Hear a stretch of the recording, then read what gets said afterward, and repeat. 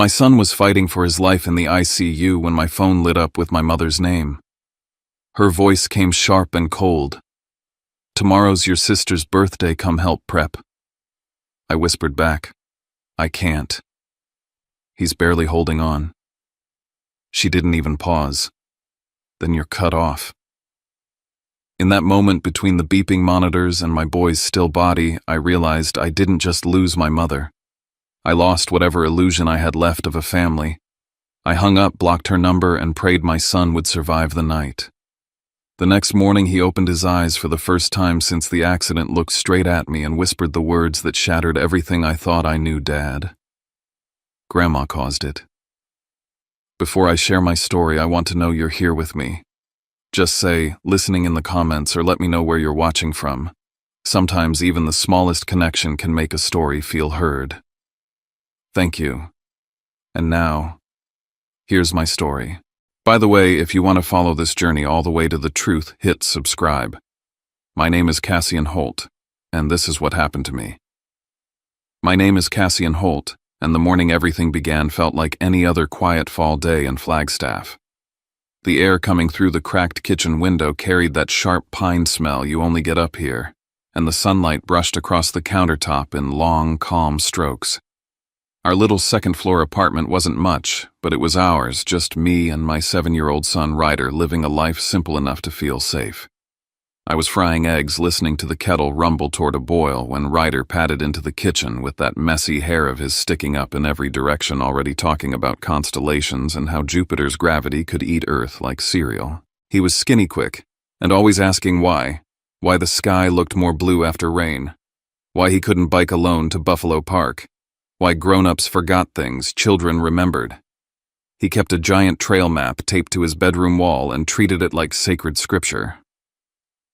That morning he bounced beside me at the stove, telling me all about the big ride he and his friends planned for later. I teased him about whether he had actually tightened his brakes this time, and he rolled his eyes the way only a 7-year-old who thinks he's basically a professional athlete can. I loved mornings like that, just him. Just me, breakfast simple enough to not feel rushed. I worked as a lens technician in a small camera shop downtown and picked up freelance shoots on weekends. Nothing glamorous, nothing huge, but enough to pay rent insurance and put a few dollars aside whenever I could. And more than anything, it was a life completely separate from the Holt family empire back in Scottsdale. I'd spent most of my life trying to peel off the expectations my mother draped over me like a tailored straitjacket. I moved to Flagstaff so I could breathe. So Ryder could breathe. The quiet broke when my phone buzzed on the counter. Marjorie Holt, my mother. Just seeing her name made something tighten beneath my ribs. I picked up anyway. Her voice, perfectly polished, never changed, cool, crisp, like she was hosting a fundraiser even when she was insulting you. She asked how Ryder was, in the same tone she used to confirm a dinner reservation, then shifted instantly to what she really cared about. "Don't forget Brielle's birthday next week. It's important you show up appropriately this year." I murmured something non-committal because every clear answer led to a fight, and with her fights always ended with her winning. When I hung up, I stared at the wall for a moment, remembering the glass-walled dining room back in Scottsdale, all those perfect tablescapes and forced smiles. I told myself what I always did. You're not that kid anymore. You choose your life now. Ryder zipped past me, grabbing his helmet and water bottle. "Dad, do I look like a pro?" He raised one leg dramatically, like he was mounting an Olympic bike, nearly tripping over his shoelace. I laughed, crouched down to tie it, and checked his brakes and tires one more time. As he stuffed his phone into his pocket, I noticed a missed call on the screen, an unfamiliar number with a Scottsdale area code. I opened my mouth to ask, but his friend's dad honked outside and Ryder bolted for the stairs. "Dad, don't forget to check my trail map. I'm adding a new line today." He shouted it over his shoulder as he vanished down the hallway. The door closed and the hallway fell still. I watched from the window as he climbed into the truck, waving at me with all the energy in the world. Something inside me twitched, quick, subtle, like a string tightening for no reason I could name. A flicker of unease I brushed away because everything looked so normal. But as I stood there, palms flat against the cool glass, an idea drifted across my mind, uninvited, unwelcome. If I had known that was the last morning of our old life, I would have held him longer. I was rinsing a glass in the sink when the phone rang at exactly 11:18. I didn't recognize the number Flagstaff area code, but something in my gut tightened again. When I answered, a woman's voice came through steady but urgent. "Is this the father of Ryder Holt?" That one word father hit harder than it should have. The glass slipped from my hand, clattering into the basin. The woman continued.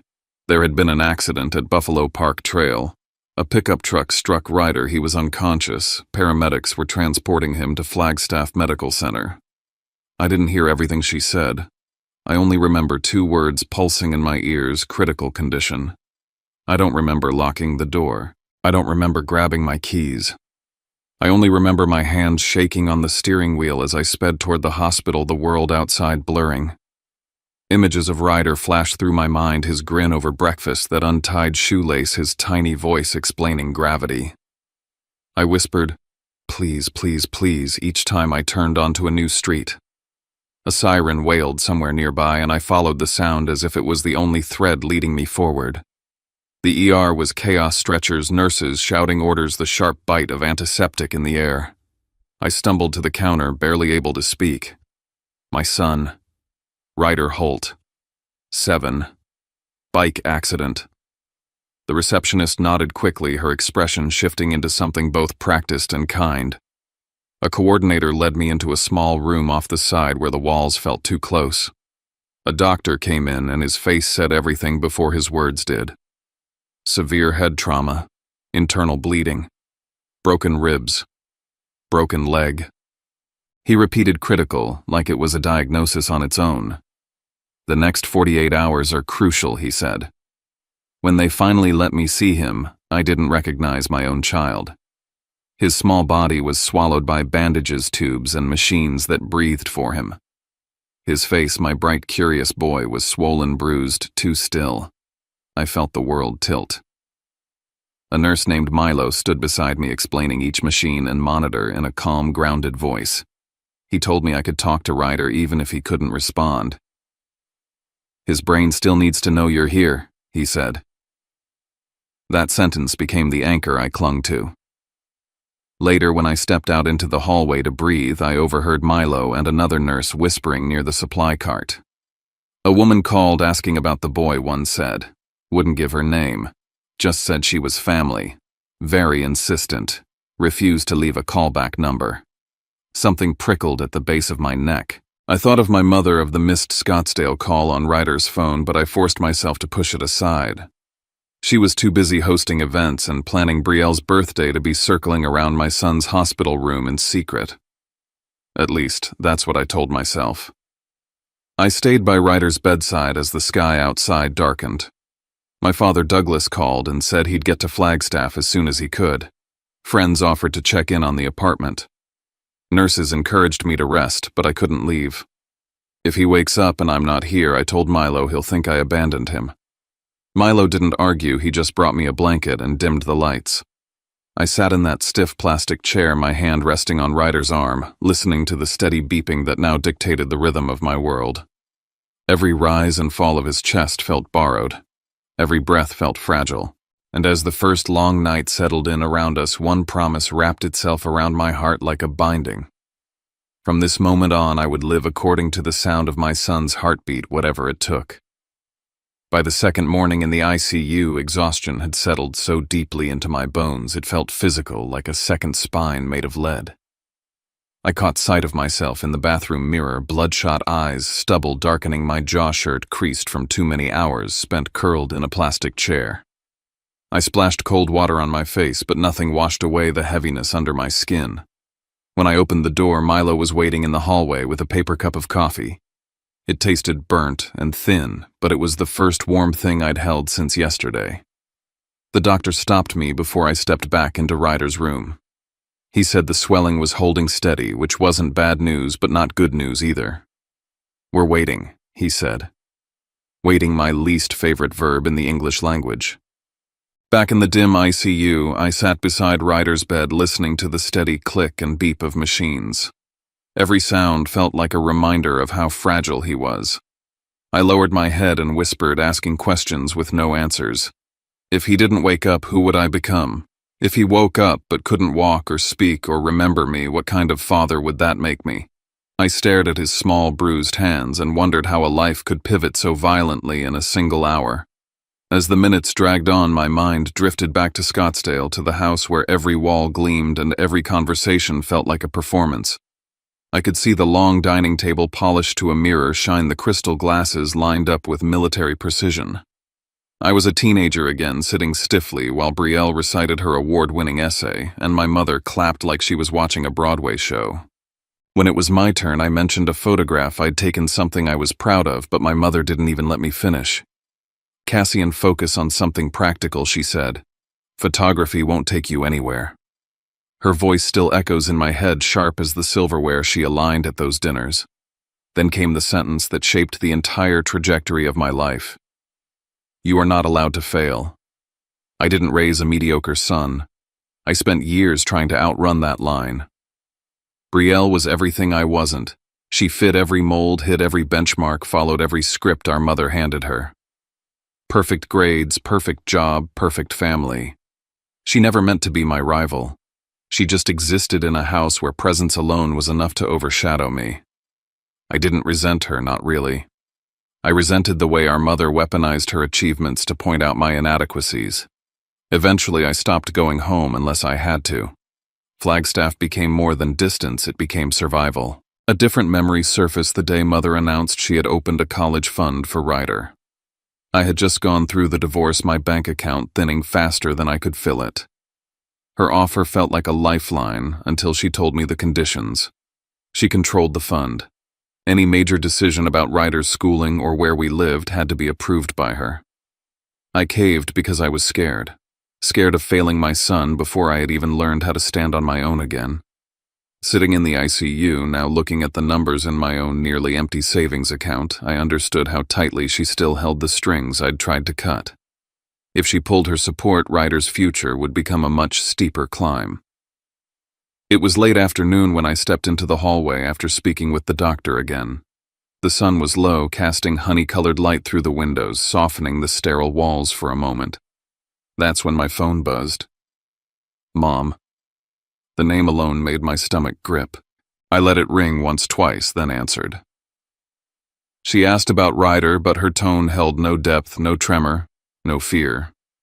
Before I could finish explaining, she pivoted. "Tomorrow is Brielle's 30th birthday. The whole family will be there. Important people, Cassian. You can't embarrass us by being absent." I stared at the floor. "I'm not going anywhere. Ryder is in the ICU. He could die." Her reply was ice. "Doctors can handle it. Family comes first. If you don't come, I will reconsider all financial support." I pressed my eyes shut. "You're using this hospital to control me." She exhaled through the phone like I was the unreasonable one. "If you won't honor your family, then you're no longer part of it." And she hung up. For the first time in my life, I didn't beg. My hand shook as I opened my phone, found her name, and pressed block. My body felt hollow, and yet something inside me steadied for the first time in years, like the moment before a diver breaks through the surface of the water. Almost immediately, an email popped up from the bank. A notice, change in management authority, Ryder Holt College Fund. My breath froze. I didn't yet know what it meant, but dread spread through me like cold ink. I walked back down the hallway, back toward the soft glow of Ryder's room, and stood at the glass, watching his chest rise and fall with the help of a machine. I whispered to myself, "This time, I choose him." And for once, there was no hesitation, no guilt, no war inside me. Just a quiet, solid certainty that whatever happened next, I was finally standing on the right side. That night, the third night, I refused to close my eyes. Ryder's room was dim, except for the monitors casting shifting greens and blues across the walls. I sat beside his bed, feeling every muscle in my back protest, but not caring enough to move. Milo came in to check his pupils and murmured, "There's slight improvement. Slight, but enough to hook itself into me like a lifeline." I leaned forward, resting my hand on Ryder's. Sometime after midnight, Ryder's fingers twitched beneath mine. Not a reflex, not a spasm. A deliberate squeeze, faint, but undeniable. My breath caught. Milo hurried back when I called his name, and after examining Ryder, he nodded. "He's responding to you." I felt tears gather before I could stop them. For the first time since the accident, hope didn't feel like a betrayal. It felt like oxygen. But then another memory surfaced, one I'd brushed aside when he first mentioned it. 2 weeks ago, Ryder had come home quiet, tugging at the sleeves of his hoodie. When I asked what was wrong, he whispered, "Dad, a woman keeps watching me at school." I dismissed it, thinking it was a teacher, a volunteer, maybe another parent. Now sitting in that room with the beeping machines and my son's hand weakly curled around mine, the words slithered back into my mind and settled there. I felt the skin on my arms tighten. At dawn, my phone buzzed with another call from a Scottsdale area code. I answered, but all I heard was background noise, then the line went dead. The calls kept coming throughout the morning, each one ending the same way. It no longer felt random. It felt like pressure. Eyes on the back of my neck. A presence I couldn't name yet, but could feel circling closer. Around mid-morning, the doctor came in and said they were lowering Ryder's sedation. "We need to see what his brain can do on its own," he explained. I nodded, heart thumping, watching Ryder's eyelids tremble like they were trying to remember how to lift. His breathing steadied each inhale a little stronger than before. Then his lashes fluttered, and for a moment his eyes cracked open, unfocused, glassy but open. His lips moved. I leaned close, so close I could feel the faint warmth of his breath. His voice came out like a scrape. "Dad." "I'm scared." I swallowed, my voice thick. "Of what, buddy?" He blinked slowly, struggling. "The woman." My heartbeat faltered. "What woman?" No answer. His eyes drifted shut again, the effort too much for him. But something had been set in motion, something I couldn't stop now. Later, during a routine check, the doctor asked Ryder a series of simple questions. Ryder barely managed words, but one phrase came out soft and broken. I saw the silver truck. A shiver sliced through me. My mother's GMC Sierra was silver. Very silver. I shook the thought away, too wild, too cruel, but the seed had been planted. And it hurt. When I finally stepped out of the ICU into the hallway, the fluorescent lights above me buzzed faintly. My hands felt cold, colder than they should have been. Hope was warming one side of me while dread chilled the other. As I walked toward the waiting room, I pressed a palm against my chest like I could steady the storm inside. Ryder's words replayed in a loop: the woman, the fear, the silver truck. "I don't know what I'm about to uncover," I whispered to myself, "but whatever it is, it's already changing everything." By the time Ryder whispered about the silver truck, something inside me shifted from fear to a sharp, focused kind of resolve. I couldn't sit in that chair another second. I asked Milo to stay with him, promising I'd be gone no more than half an hour, though every step I took away from the ICU felt like stepping off a cliff. I drove straight to the Flagstaff police station, palms sweating on the wheel, replaying Ryder's voice in my head. I walked in and asked to file an incident report tied to a hit and run at Buffalo Park. Officer Lewis met me in the lobby, a calm man with steady eyes, the kind of cop who looked like he'd seen everything twice. When he asked if Ryder had ever mentioned being followed or watched by an adult, I heard myself explaining the strange story Ryder told me about a woman standing near the school fence. Lewis didn't brush it off. He scribbled fast, his jaw tightening the longer I talked. He gestured for me to follow him into the traffic surveillance room, where a large monitor covered an entire wall. He typed in the time window, 10:10 to 10:30 a.m., and pulled up footage from Route 89A, the road leading to Buffalo Park. My heartbeat thudded in my throat as grainy video flickered onto the screen. Cars streamed steadily along the highway. Then at exactly 10:16 a.m., a silver GMC Sierra glided into the turn lane toward the trail. My stomach dropped so hard I had to grab the back of a chair. That was the model my mother drove in Scottsdale. Lewis zoomed in on the rear plate, though the camera's angle didn't give a full read. Still, the first 3 characters were clear: 9A3.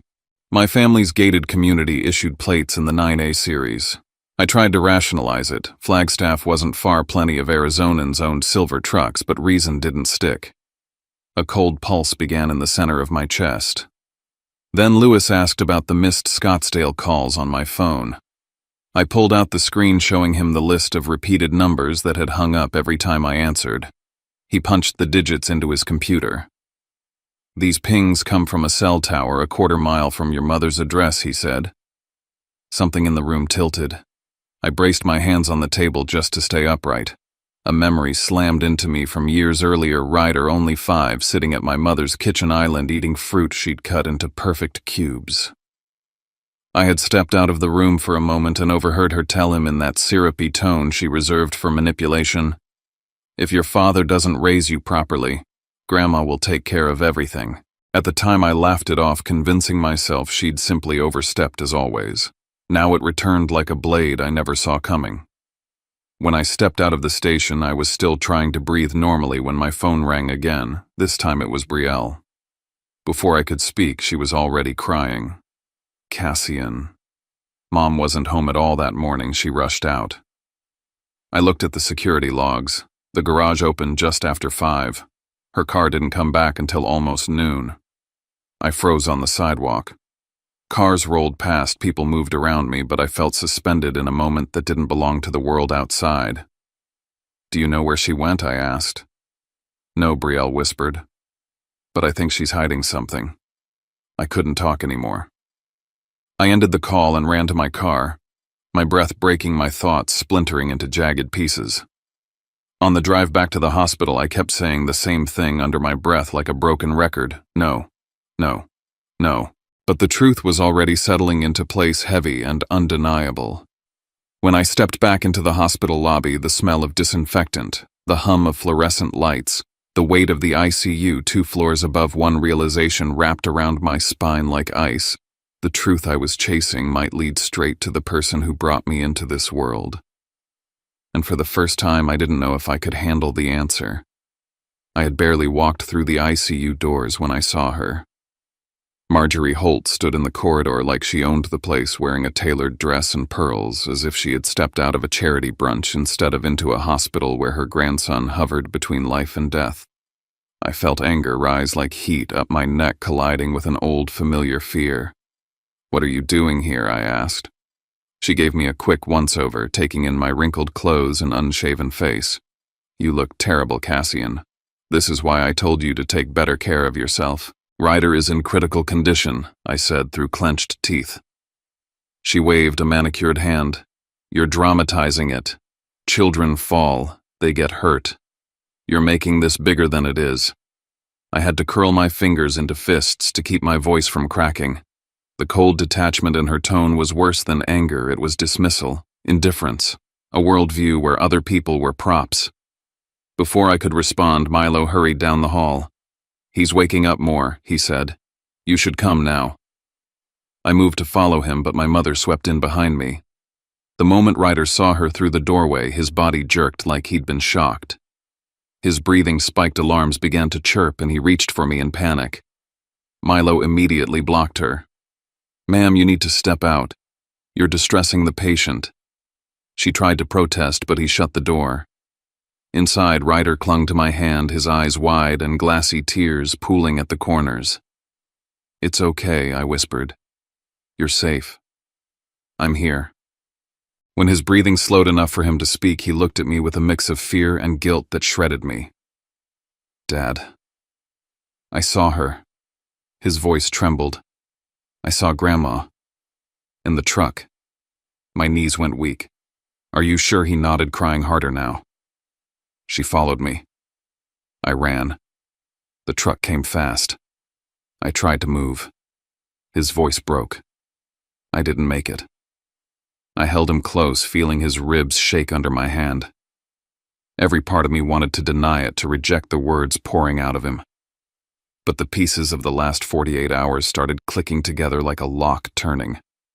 When Ryder drifted back into shallow sleep, I stepped into the hallway, my pulse pounding so loudly it drowned out everything else. My mother stood with her arms crossed, her expression arranged neatly like she was waiting for me to apologize for the inconvenience of being summoned. I walked straight up to her. "The cameras caught your truck. The plate matches your series. Where were you that morning?" For the first time, something flickered across her face, fear or guilt or simply irritation at being caught off balance. But then she straightened, sharpening her posture back into its usual sculpted confidence. "Cassian, you're being ridiculous," she said, but her voice lacked its usual steel. "Tell me the truth." She stepped closer, lowering her voice to a near whisper. "Everything I have ever done has been to protect this family, to protect Ryder. He belongs with us, not in whatever life you're struggling to piece together up here." My chest tightened until I thought something might crack. "Say it plainly," I said. "Did you follow him?" She didn't answer, but the silence hung between us like a confession. Through the window, I saw Ryder stirring again, calling for me in a broken voice. Behind me, Milo's expression hardened. "You need to keep her away from him," he said quietly. I nodded, though my whole body shook. I turned back to look at my mother, realizing in one shattering moment that the safety of my son and the existence of the family I grew up with could no longer coexist. And standing there in that harsh hospital lighting, I understood something with absolute clarity. Nothing about this was just a family conflict anymore. It was a battle I never wanted, but now had no choice but to finish. Officer Lewis called me down to a small consultation room tucked behind the ICU. The fluorescent lights buzzed overhead, the kind of buzz that made the walls feel closer than they were. He slid a folder toward me and spoke gently, but nothing softened the blow. The surveillance footage from my mother's neighborhood in Scottsdale showed her truck leaving the driveway at 5:42 a.m. No detours, no stops. A straight drive north toward Flagstaff, matching the window of Ryder's accident almost to the minute. I felt something in my chest crack and then go hollow. He opened another file and showed the enhanced image from the camera near Buffalo Park. The entire license plate was visible now. It wasn't a maybe anymore. It wasn't a possibility. It was the exact plate on my mother's GMC Sierra. My breath left my body all at once, like someone had punched the air out of me. I sat frozen, staring at the proof that the person I'd been trying my whole life to please might be the same person who had put my son in the ICU. I walked back toward Ryder's room with legs that didn't feel attached to me. My mother stood outside the door, her posture impossibly straight, her face composed as if she were preparing to speak at a gala instead of facing the consequences of what she'd done. "Sit down," I said. "We're going to talk." She gave a thin laugh. "Cassian, honestly, you're blowing this out of proportion. No one meant for anything bad to happen." Before I could answer, my phone rang. "Brielle." I put her on speaker. Her voice came through frantic and shaking. "Don't let Mom lie." I found a printed GPS log in her office. She tracked Ryder's route to school, to the park, everywhere. For 3 weeks. The color drained from my mother's face. She reached out to grab my arm, but I yanked away like her touch burned. I looked her straight in the eye. "Why were you following my son?" She didn't respond. I felt something inside me snap, the restraint I'd held my entire life finally breaking. "Why?" My voice came out louder than I intended. "Tell me why you were following a 7-year-old boy." The silence stretched until even the hallway noise seemed to fade. Then she straightened her shoulders and spoke with icy calm, as if delivering a business decision.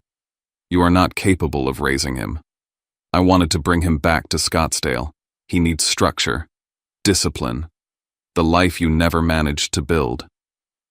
She tilted her chin in a way I'd seen all my childhood. "I will not let him become another disappointment." The words hit me harder than any blow. Then my father appeared in the doorway. Douglas quiet gray around the edges, holding a stack of papers with trembling hands. His eyes were glassy, swollen. "Marjorie," he whispered, "you need to tell the whole truth." She turned away from him, but he stepped closer to me, voice breaking as he spoke. "Cassian, I'm sorry. It wasn't an accident. She went after Ryder. He ran from her. She tried to pull over too fast. She lost control of the truck, and it happened." I felt the world tilt sideways. My father, the man who'd spent decades trying to smooth over her cruelty, finally couldn't protect her anymore. And still my mother didn't look ashamed. She looked annoyed. "I did what I had to do," she said. "For this family." I stepped back from her, from both of them, like space was the only way to keep breathing. I finally found the words that had been building inside me from the moment I saw Ryder broken and bruised under hospital lights. You almost killed your own grandson, and you still think you're right. I didn't give her time to respond. I walked down the hall, found the nurse's station, and asked for Officer Lewis. When he arrived, I said the words I never imagined saying: I want to file for a formal investigation into my mother, Marjorie Holt. Then I went back into Ryder's room. He stirred as I took his hand, leaning toward me like he always had when something scared him. I whispered a vow only he and the beeping machines could hear. Nobody will ever hurt you again. Not even her. And for the first time in my life, the fear of losing my family didn't stop me. It clarified everything. A full year passed, each season marking a different step in returning to ourselves. I unlocked the door of our new rental, small, sunny, tucked near the edge of Flagstaff's ponderosa pines, and Ryder rushed inside ahead of me, his sneakers squeaking against the wood floors. I'd worked overtime for months, repairing lenses, shooting small-town weddings, editing until dawn. It wasn't glamorous, but it was honest, and it was ours, built without the shadow of Holt money hanging over us. Ryder moved through the house with ease now. No casts, no walker. Just a boy who had fought his way back one day at a time. He still flinched at loud engines, but therapy was helping him untangle the fear. 3 months at a time, we sat in waiting rooms together, both of us learning how to breathe in this new world where the past didn't disappear, but didn't rule us either. The Scottsdale legal process lasted for months. In the end, my mother's license was revoked for 5 years, and she was placed under supervision with mandatory counseling. The college fund she once used as leverage was transferred fully into my control by court order. Douglas left the Holt estate. He couldn't stay in a house where denial had become a second language. He lived quietly in Phoenix, now reaching out occasionally, his relationship with me, cautious but no longer empty. Betrayal and I spoke every few weeks. Without our mother's expectations pressing like a weight onto every conversation, we were beginning to rediscover who we were to each other. One late afternoon, as I adjusted the chain on Ryder's bike in the driveway, he sat beside me, pulling pine needles apart with small, careful fingers. "Dad," he said quietly, "do you know why engines scare me?" I told him I assumed it was because of the accident, because memory sometimes clings to sound. He shook his head. "It's because when Grandma pulled up that day, she didn't just call my name." He swallowed, voice trembling. "She told me you weren't good enough to take care of me." The words punched a hole straight through my chest. All my life I'd thought the damage she did stopped with me. But pain, as I'd learned, was something families sometimes passed down without permission. I put my hand on his shoulder and turned him toward me. "You never believe anyone else about who I am," I said softly. "Only believe what you see, what you know. You and me, we're the ones who get to define our family." For the first time, when a truck rumbled by on the street behind us, Ryder didn't tense. He glanced toward the sound, then looked back at me and nodded. A week later, we walked to an empty patch of dirt near our new home. I steadied the back of Ryder's bike as he climbed on. He pushed off slowly at first, wobbling, concentrating hard. Then he gained speed, pedaling faster, lifting his chin to the wind. "Dad, look," he shouted, turning around just long enough for me to see the light in his eyes, clear, unburdened, free. "I'm doing it." I watched him circle the lot, his laughter echoing across the open space. The boy who once couldn't face the sound of an engine was now racing toward the horizon, small and fierce, and full of the life he almost lost. For the first time since the accident, I let myself breathe deeply. Really breathe. The pine-scented air filled my lungs, crisp and cold, clearing the debris that had lived there for years. I stood still, feeling the breeze move through the tall trees beyond the lot, feeling the steady hum of a life we had built from the ruins. "I lost the family I grew up in," I said quietly, more to myself than to anyone else. "But I gained the one that matters." And for the first time in my entire life, I felt grateful for the choice I made and certain I had finally chosen right. Sometimes life breaks us open in ways we never expect, and all we can do is choose who we become in the aftermath. For me, it was choosing my son over the family I once feared losing, choosing peace over control, healing over silence. If this journey touched something in you, I'd love to hear your thoughts. Maybe you're listening on a quiet night, or maybe the weather outside mirrors the heaviness or hope in your own heart. Wherever you are, drop a comment below and let me know you're here with me. And if you want to follow more real stories like this, stories about resilience, love, and fighting for what truly matters, please consider subscribing. Your presence means more than you know.